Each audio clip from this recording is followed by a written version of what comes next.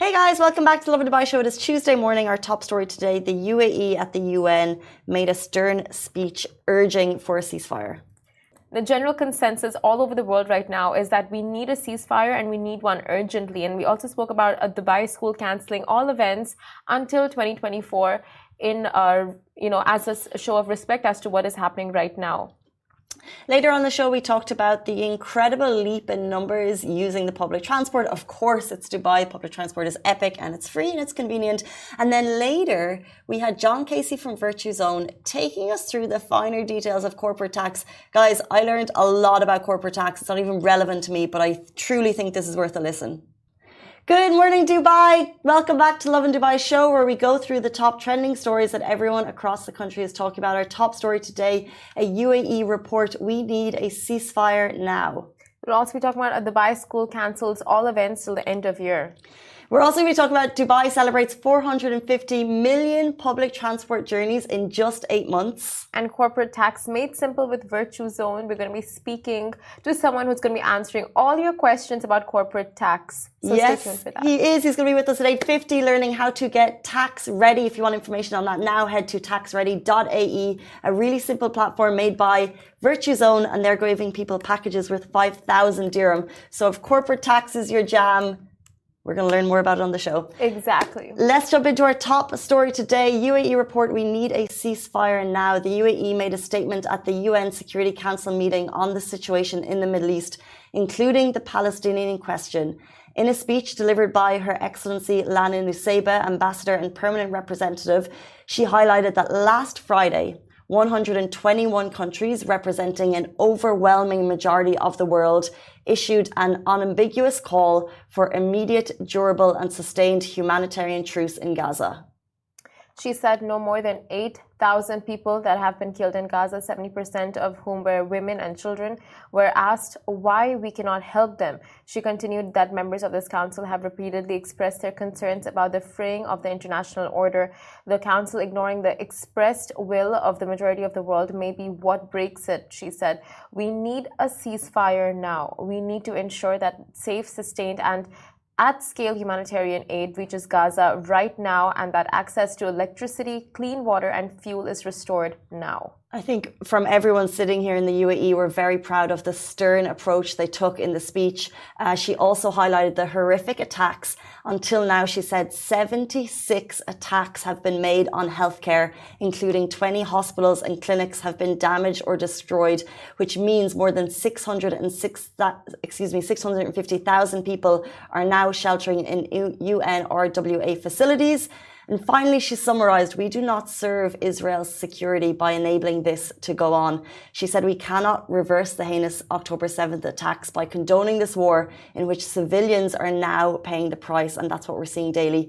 She said ignoring what could happen day after day will have devastating consequences, not only for Israelis and Palestinians, but for the prospects of peace and stability in our region. She basically said, look, 121 countries have already asked for a ceasefire. A couple have not, but we need to make that happen and we need to make the hard decisions now. Exactly what Casey said. And it's like the general consensus, like everyone right now is just praying and begging for a ceasefire. So no more civilians are harmed in this, in this showdown between governments. So speaking of which, Dubai school cancels all events and we'll be telling you more about that. So GEMS Dubai sent an email announcement yesterday to all parents informing them that all upcoming events from now until the end of the year will be cancelled due to the situation in the region. An email to parents reads, we would like to inform you that due to the ongoing conflict in our region, all GEMS-wide celebratory events are cancelled until further notice.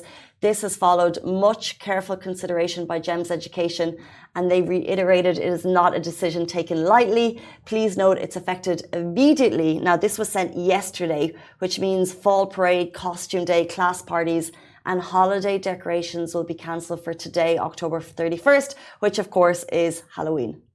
So students should come to school in their approved uniform and be prepared for regular school day. Events that will no longer take place include the below: fall festival events or parties, which include wearing costumes, religious festivities, seasonal events and parties, end of year and New Year celebrations, and any other community events or celebrations will not be taking place until the next year. So that is one school giving their take on what is currently happening and responding to current events. And we may see more schools following suit. Big mixed bag of opinions on this one. It's all in the Lovin Dubai comments, as you can see if you want to check out. Some people are saying, why should kids not be able to celebrate what is a great Halloween, what is a great festival, it's non-religious. But then, someone else said, look at what American University of Sharjah have done. They turned all events into fundraising events. Mm-hmm. So students have been donating and helping with voluntary work on a daily basis. Look, it's actually, people say it's a mark of, let's respect schools for making a tough decision when genocide is happening. Let's respect that. However, there's other ways that we could channel our energies into something maybe more productive. Exactly. I do agree with that, because there's only so much you can limit kids to, and that too with schools. And schools are an escape for children. Not only it's okay, first of all, you're learning so much in schools. You're going there for learning purposes, but then at the same time, you're going there for personality building. You're going there to just be with friends, away from a different environment of what's happening at home, what you're seeing at home, the struggles at home. You want to be away from all that when you're in school. You want to be in a completely different environment. And I think teaching them, personally, what I think, with the fundraising and actually using these events for knowing that you're going to be making something out of these events. It's not just, a frivolous, go in wearing a costume, you're having candy with your friends, all that's great, but then you're doing it for a bigger and better purpose. I think that just instills a lot in a child, gives them a sense of purpose. It's so true. And look, if you read over the email, you can imagine this was not a decision taken lightly by the school. How could it be? You're dealing with, children and emotions, and, they reiterated that it was a difficult decision. And then maybe the question mark was why connect Halloween? Why not just leave it behind? I just think they made a really tough call in respect to something that's horrific, that's happening, unfolding in front of our eyes. So I really respect that call. I would just say difficult. Imagine if you're a parent and if you're a kid, I was planning, Halloween in advance when I was younger, for weeks in advance, So to get the email yesterday that they couldn't come in today, I think that was I think timing wise, a little bit tricky.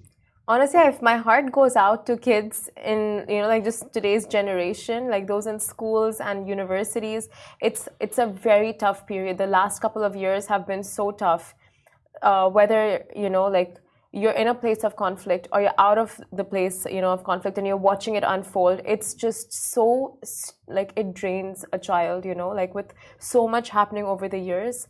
It's, I feel a lot for these kids to take in.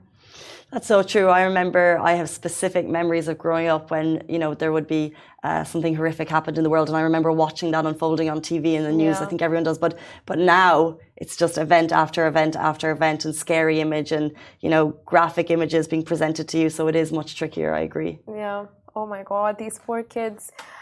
But we will jump into a much lighter news. Dubai celebrates 450 million public transport journeys in just 8 months. It just shows the growth of the city is way more than any of us can imagine. Now, Dubai's love affair with public transport shows no signs of waning, as the city recently celebrated an incredible milestone. A staggering 450 million riders embraced the city's public transport system during the first 8 months of 2023, marking a whopping 12% year-on-year increase. When it comes to Dubai's preferred way of getting around, Dubai Metro takes the crown, serving an impressive 167 million passengers.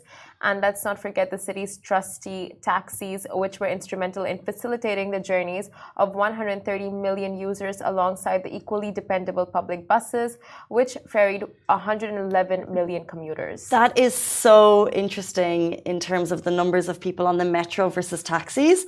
I would have assumed that the metro would have far outweighed number of people. So what we're looking at 167 million people on the metro versus 130 million on taxis. No wonder we have so much traffic. Dubai's marine transport was not to be left behind. Of course, 11 million passengers opted for the scenic commute via the city waterways. Imagine if that was your commute. Yeah. Because it's such good value and you get to just be on the gorgeous waterways. Meanwhile, the ever-efficient Dubai tram served 5.6 million riders, proving its worth in the city's growing public transportation network. However, it's not all about traditional modes of transport, as shared mobility solutions have found their place in the sun too. So e-hails, smart rentals, and innovative bus-on-demand services collectively cater to around 26 million passengers, highlighting the evolving landscape of public transportation. These impressive statistics come to us from Dubai Roads and Transport Authority, which is the RTA, aligning perfectly with their 18th anniversary celebrations and the 14th Public Transport Day initiative. The campaign titled Gym on the Go encourages public health and fitness as a vital aspect of community life. So happy birthday to the RTA. They're on a mission to realize Dubai's ambitious vision of transforming 25% of all mobility journeys into smart self-driving trips by 2030. That's not that far away.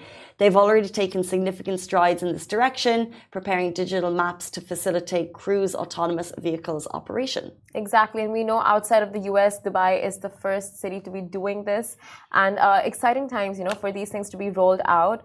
But yeah, like counting the number of tourists we have on a, compared to previous years, like now it's like an influx of tourists, influx of visitors and residents coming to make a home out of the city. And we're just seeing this in terms of transportation, how much the use of public transport has increased. Incredible. So if ever in doubt, hop on. Even if you just have visitors, by the way, I would just take them on the metro just to see it. Yeah. Try and sit at the front.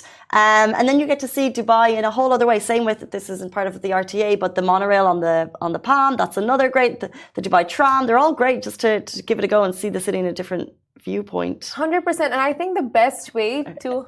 What happened? I'm just thinking, if people are on public transport right now getting to work, and I'm like, yeah, go on a Sunday, enjoy it. And they're cramped around a lot of people. There's different times. I'm telling you, the weekend, Dubai Metro is the place to be. If you go early in the morning when it just opens, yeah, fabulous. Yeah. Oh, yeah. On the weekends, yes. On the weekdays, questionable. Commute times, busy. Busy. Not commute times, popular tourist attraction.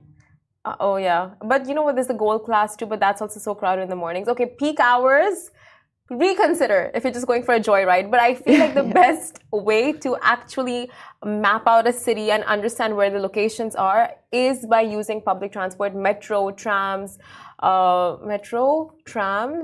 Then other places have what, like underground bus, taxi, tubes. Bus and taxi. Bus and taxi. No. I mean like the tubes, where you can see the maps and exactly which stop, and you kind of see how the city maps out. Like when you take these tubes and stuff. I've never taken a tube anywhere other than Dubai. London? Haven't taken one yet. How did you get around London when you were in London without getting on the tube? Shelled out a lot of money on black taxis. Black taxis? Until I realized Ubers are cheaper than black taxis. Black taxis are like the most expensive form of taxis in London. I know. I messed up. I didn't know any better. Because, like in Dubai, right? Like when you hail a taxi, it's much cheaper than an Uber. I thought same concept. It's transferable. It's not transferable. No. Okay. No. Okay, so still paying it off. Speaking of finances, it's 8:46 and we're going to jump into corporate tax made simple with Virtuzone. If you have any questions, get them in now. We have John Casey, who is an expert on it, joining us after this very short break. Do stay tuned. Hey guys, welcome back to Lovin Dubai Show. Are you confused about UAE corporate tax? Well, so are we. So we're about to dive into the wild world of UAE corporate taxes with the help of an expert. We have John Casey, Managing Director at Virtuzone Accounting and Tax on the show. Virtuzone have made an incredible whopping pledge that could see you get a free corporate tax package worth 5,000 dirham. Welcome to the show. Thank you so much for being here. Thank you. Thanks for having me. Good to be here. Let's go. Welcome. First of all, both of you look that side. Look, Casey. I just wanted to see who turned around first. Okay, love your shirt, by the way. Explain your shirt to us. This is our campaign shoes. I think Dubai is probably the only place in the world right now where you can say I love tax. And there's reasons for that because it is very lenient what's coming in. So, not too much panic. But I think it's, very fitting. It really fits the tax nerd, demeanor that I'm going for. Well, fitting in more ways than one. Tell us, why are we not scared about corporate tax? You said it's a good place to be talking about corporate tax. What is corporate tax? When is it coming in? And are we nervous? So the basic part of corporate tax, right, is it is a tax on profits. It's not like VAT where you pay it, day to day. It's basically tax on companies on their profits at the end of the year. Okay. Mm-hmm. Now, this is something very common all over the world. All of us expats who have lived elsewhere already know all about this. So it's not a surprise that it's coming in, but I think it's a pleasant surprise just how it's coming or how it's getting introduced, because some of the laws are very, let's say, friendly compared to other jurisdictions, especially on small businesses. Okay, so how is it different compared to like income tax and sales tax? Like we understand the difference with VAT, but... Yeah. So those are, first of all, the income tax, just to be clear, they're not introducing personal income tax, so you're not going to be paying taxes on your salaries or anything like that. Sales taxes, VAT is a sales tax. That's something that's called an indirect tax, and we don't want to get too deep into that, but those indirect taxes are something that you have to register for when you hit certain thresholds or when you meet certain criteria. Corporate tax is completely different.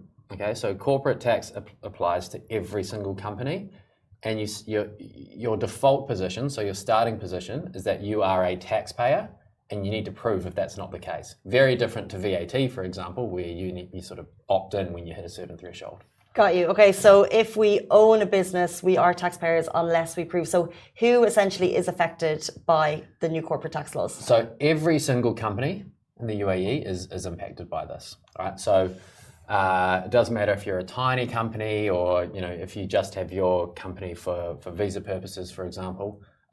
You still have to go through all of the compliance steps. You might not have to actually pay tax, but even if you're not paying tax, you still need to go through the registration and the bookkeeping and the filing and all that.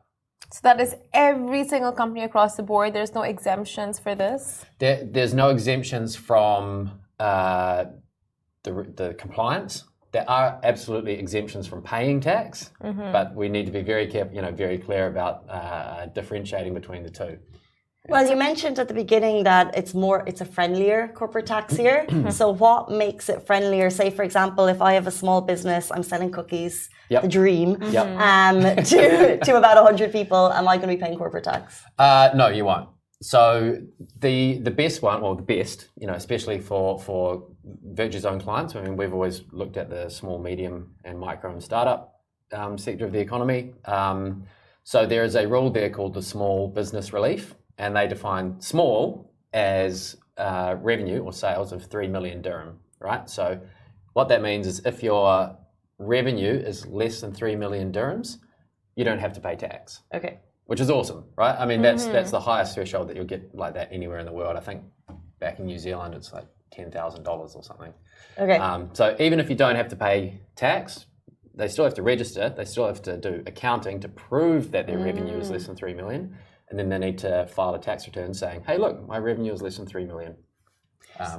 Wow, yeah. For the first time, I think it's like just good to have a revenue less than 3 million. But does this apply to influencers as well?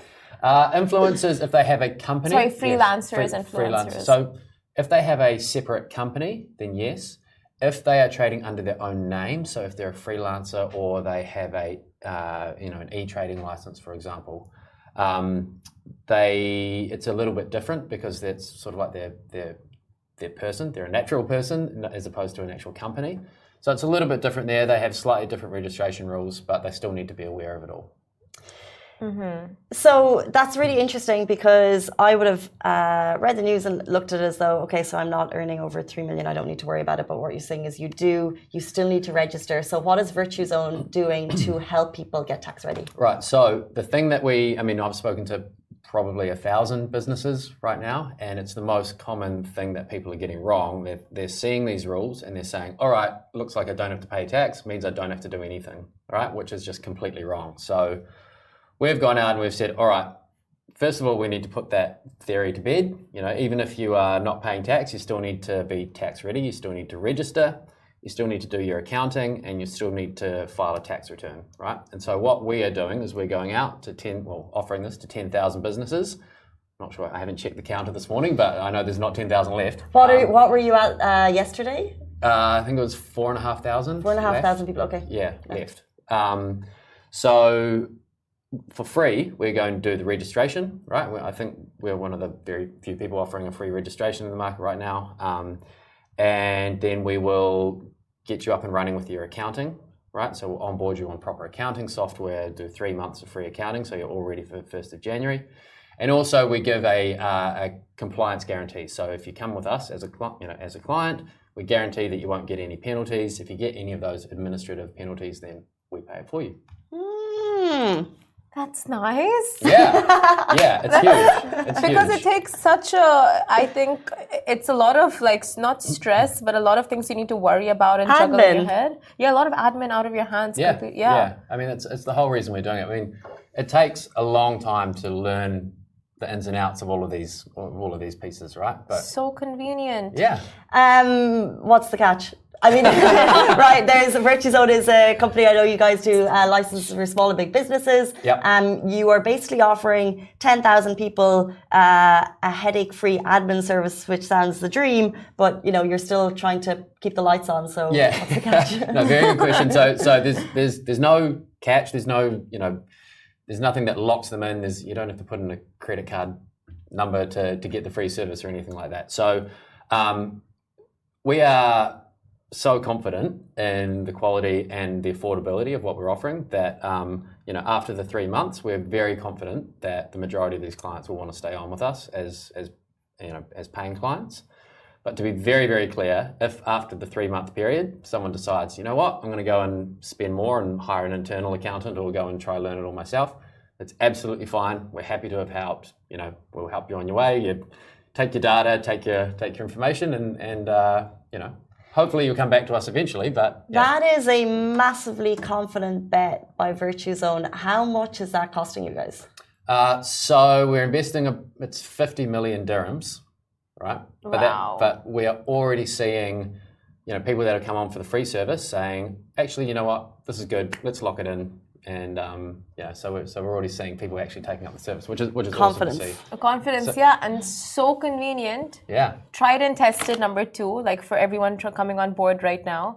And thirdly, entrepreneurs can just focus on their business and creativity and all of that and get this out of the way completely. I know. I mean, as you can tell, I'm quite passionate about tax, but I know I don't share this passion with most business founders, and so this is the whole thing that they don't have to spend days a week trying to learn how to do this. They can just focus on their business. So how's it calculated for companies small to big? Is it the same corporate tax across the board? It is.